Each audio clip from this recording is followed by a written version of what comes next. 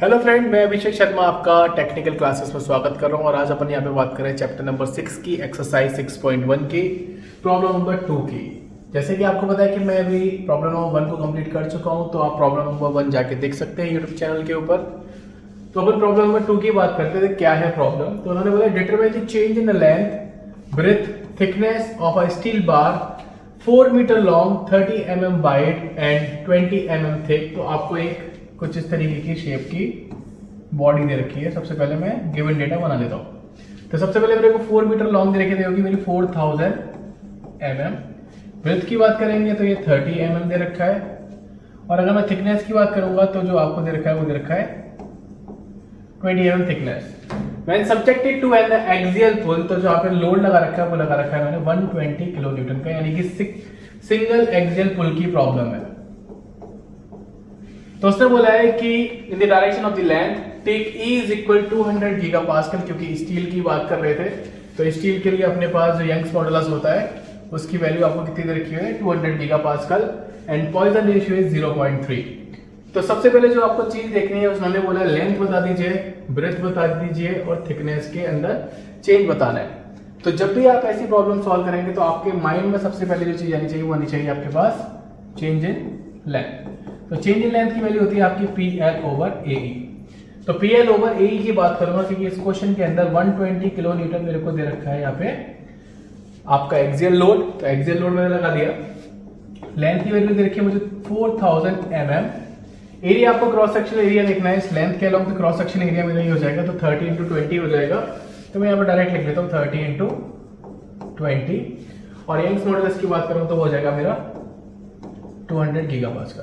तो सॉल्व करते हुए अभी कैलकुलेटर नहीं है, नेक्स्ट वीडियोस में कैलकुलेटर लेके आऊंगा। 3 0 से ये 3 0 चली गई, उसके बाद करेंगे 1 2 3, ये 3 0 चली गई यहाँ से, इसके बाद यहाँ से 1 0 ये चली गई। तो सिंप्लीफाई करके देखा कितना आ रहा है, ऊपर 12 है, ऊपर 4 बचा, नीचे कितना आ रहा है 3 × 2 × 2। तो आप देखेंगे 3 दूनी 6, 6 दूनी 12, तो ये पूरा कट गया, तो ऊपर कितना बच रहा है मेरा 4। तो चेंज इन लेंथ कितनी निकल के आ गई मेरे पास 4। तो विदाउट कैलकुलेटर अपन ने पहला आंसर निकाल लिया है कि अपनी चेंज इन लेंथ कितनी निकल के आ रही है 4। तो इसके बाद मुझे लॉन्गिट्यूडनल स्ट्रेन निकालनी है, क्योंकि ये आंसर मेरा निकल चुका है, तो मैं इसको रफ करूंगा यहाँ से।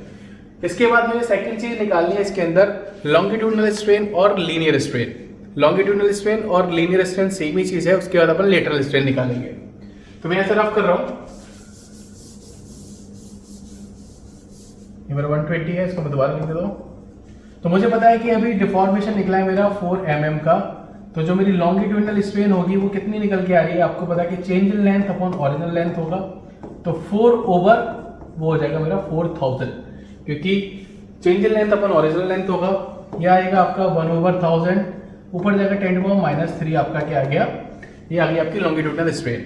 तो अपन बात करेंगे कि अपनी लेटरल स्ट्रेन कितनी होगी। तो मुझे पता है कि Poisson ratio is equal lateral strain upon longitudinal strain.